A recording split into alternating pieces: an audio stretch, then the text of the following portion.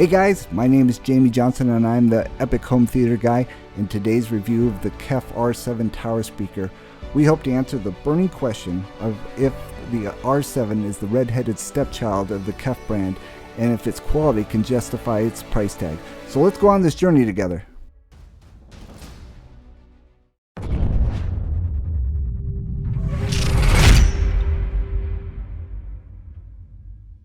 To properly describe the KEF R7, let me give you a little history on my experience with speakers. Some 30 years ago when I was in college, I went to a party. At the party they were playing U2's Rattle and Hum on a little 5-channel surround sound system. It mesmerized me. I didn't really participate in the party at all. All I wanted to do was sit in front of the TV and be showered in the music that was coming from me from all directions. It was the first time I had ever heard a surround sound system, and I loved it. A couple of years later, still in college when I was a senior, I went to an Ultimate Electronics store and went into the high-end listening room. When I was in there, a salesperson put on a nice audiophile type CD and played it through some KEF reference speakers on display. The soundstage enveloped me in a smooth and detailed sound that I didn't know was possible. After a moment, I turned to the salesperson and in an astonished tone asked if that sound was coming from just those two speakers, which she confirmed.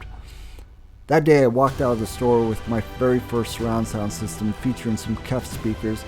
Not the reference speakers, mind you, I was still in college, but a very nice pair of KEF Q50s and a lovely Yamaha ProLogic receiver that they were clearancing. And so the addiction began. Let's talk about the R7 styling and build quality. In my personal belief, you would be hard-pressed to find a manufacturer that builds a more beautiful speaker across all of their different lines. With KEF, there's an attention to detail and finish that is second to none in my opinion. There aren't screws hanging out, the paint finishes and stain finishes are quality, and there is a smoothness and refinement even down to the Q line of speakers. The same is true with the R7s, which inherit their design from their considerably more expensive reference line. The R7s don't look like a big black slab, but they have an ability to melt into the decor around them.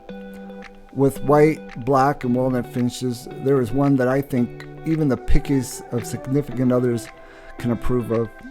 These speakers aren't domineering looking. They have more of an artistic flair, which I think will appeal to most owners. Even the speakers have a style and elegance to them. The build quality of these speakers is also quality from top to bottom. They aren't an empty box.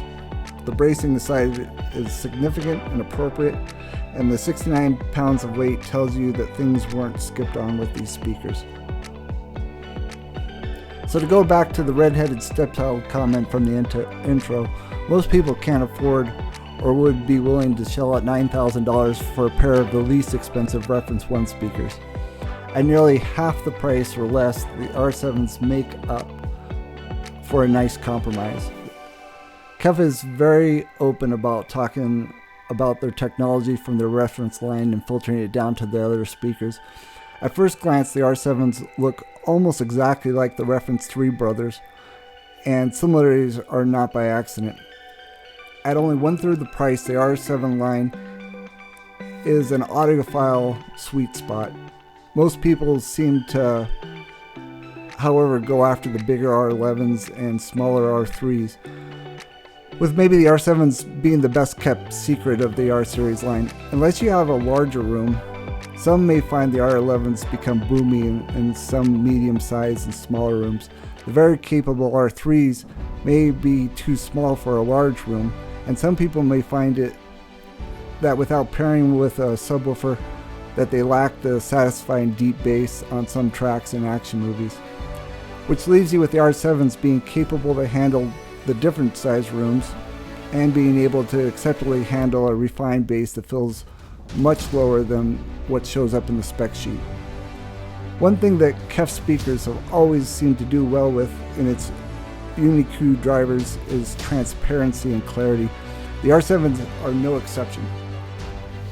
Their imaging is exquisite, with a great separation of drums from guitar to voice. The speakers almost seem to disappear into the room. The sound is enveloping, smooth, and crystal clear. There's a 3D effect to the soundstage, with elements feeling to be behind and in front of the speakers. There have been times when I was listening to 2-channel music and I've had to double check the display on the Denon AVR 3600H that I tested with and Outlaw audio amp to make sure it hadn't accidentally switched to Atmos, because the 2 speakers plus Outlaw X12 subwoofer seemed to be playing much larger than the 2 speakers alone. It was a little spine-tingling when 2 speakers have the ability to envelop you in sound with clarity and separation of vocals in the middle. The bass of the R7 is accurate and refined, but not big. It was very pleasant and punchy, but it won't rattle your room. Some home theater enthusiasts will want an added subwoofer to create a bigger sound, but the bass is satisfactory for most music tracks. The sound of the speakers I'd call neutral, refined, maybe not as fun as other speakers. However, if you are someone that loves to be able to hear a pin drop and every nuance of the ting it makes, then the R7s are for you. Accuracy over explosiveness is what these speakers excel at. It isn't uncommon for people to say that with the R7s they've heard things in a recording that they've never heard before. Having said that, if you grew up on the 1980s and using boom boxes and car stereos for your listening, then some of your favorite tracks may sound a bit different in ways that almost makes it feel like the R7s aren't playing the tracks right. If you're used to a bass line that flubs, and when you hear the track for the first time and it has a sharpness and articulation that has always been in the recording, but you've never heard it before, it can be a little disorienting at first. With time, I found that the nuances in the music getting revealed to be exhilarating. It is almost like hearing a new release of a song that can be appreciated in a whole new way. So in summary, is the KEF R7 an audiophile speaker? I would say absolutely yes. Its articulation, its soundstage, its presence is as good as most top-end speakers out there, but at a little bit lower price, I would say. Is it worth the price? Right now Best Buy has them on sale for $900 a pair or a piece, and at that price it's an absolute steal.